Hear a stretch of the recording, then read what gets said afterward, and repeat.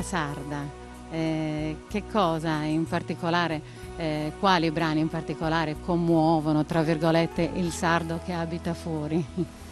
Il sardo che abita fuori credo riconosca quelle tradizionali. Adesso partiamo da Nanni Dumeo, che è troppo vecchia.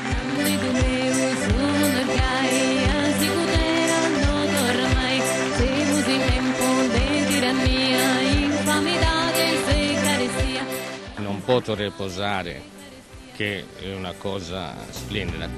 Non posso riposare, amore caro, encende acceso d'ogni momento. Questo ci incanta a noi di più, le tradizionali ancora di più.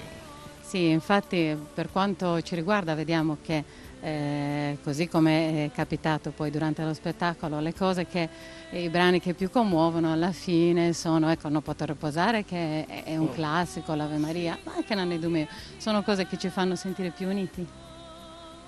Beh, a parte il fatto che sono quelle che tutti conoscono, dai più vecchi anche ai bambini, perché la sentono molto più spesso, per cui ci emoziona un po' di più a tutti quanti.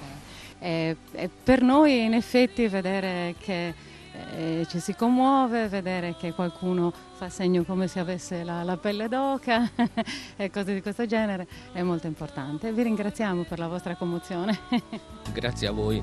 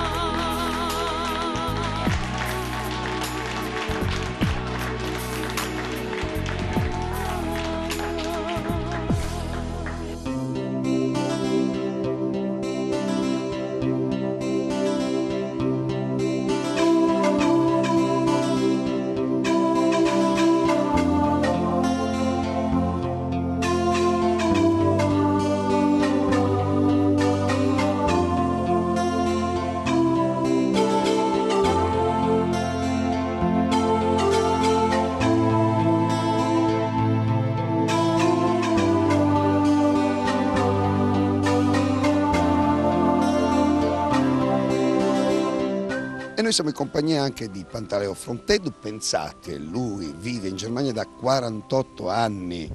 Sì, sono tanti 48 anni. Sono molti, sì. Ti manca la Sardegna, di la verità. Certo, ogni giorno.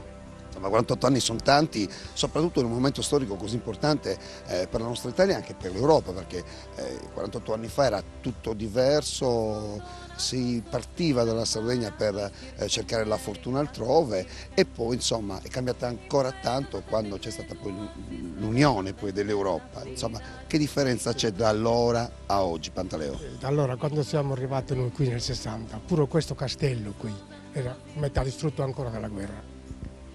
Erano riparazioni tutto fa. Ho lavorato molto io qui. Poi ne parliamo perché so che molti lavori anche sono stati rifatti proprio da te, tipo per esempio le finestre. Per esempio queste finestre bianche e rosse che si vedono qui, ne ho fatto molto, ho lavorato molto io con quelli. E dentro pure, delle sale che ci sono qui. Cos'è cambiato in Germania, ma cos'è cambiato in questa città poi dagli anni 60 a oggi? Come hai visto il cambiamento? Descrivicelo. Il cambiamento è moltissimo grande che è stato fatto, perché c'è stata fatta la metropoli da una parte e dall'altra della città, poi puoi venire adesso dalla stazione, va all'aeroporto, tutto dal posto dell'uno all'altro più lungo della città, tutto con la metropoli, raggiungibile. E qui la città questa è la città vecchia che si vedeva qui, era tutta a terra. Adesso era distrutta dalla guerra. Distrutta, adesso è tutto ristorato al posto che era prima. È ristorato come era prima della guerra, praticamente. Le case sono state fatte in quello stesso modo. Ma quanto tempo hai impiegato nel periodo poi dopoguerra, con la grande crisi? Sono impiegati per minima una costruzione fino agli anni 70. Al 70 poi era già una gran parte. Cosa ti manca della Sardegna, Pantaleo? La Sardegna mi manca sempre. Io quando vado a letto la sera penso alla Sardegna. Tutte le notti. Quando mi alzo lo stesso, la prima che penso è alla Sardegna. Quanti figli hai? Uno. Hai un figlio, nato in Germania naturalmente. Naturalmente, lavoro. Lavora in Germania, ma parla il sardo lui. Non ne parla sardo. Capisce un poco, ma non ne parla. Ha studiato teologia e parla tramite il latino, parla un po' di italiano, lo capisce molto l'italiano, se le ha una lettera così a leggere, la capisce quasi tutta, la capisce la lettera, però a parlarlo lui parla poco. Pantaleo, parliamo di tutti questi rifacimenti, cioè cosa è fatto poi in realtà qui? Intanto stiamo vedendo anche le immagini, vedete le finestre, e queste le ha fatte personalmente il signor Pantaleo che è qui al mio fianco. Cos'altro avete fatto? Io facevo sempre il pittore e murato e tappezzeria nelle stanze, questo. Il mio lavoro è stato sempre questo, pittori a tappezzare nelle case. Insomma, grazie anche ai sardi oggi la città vive di grande immagine. C'è ancora qualche ricordo adesso con i sardi. Grazie Pantaleo. Prego. Ciao. Ciao, arrivederci.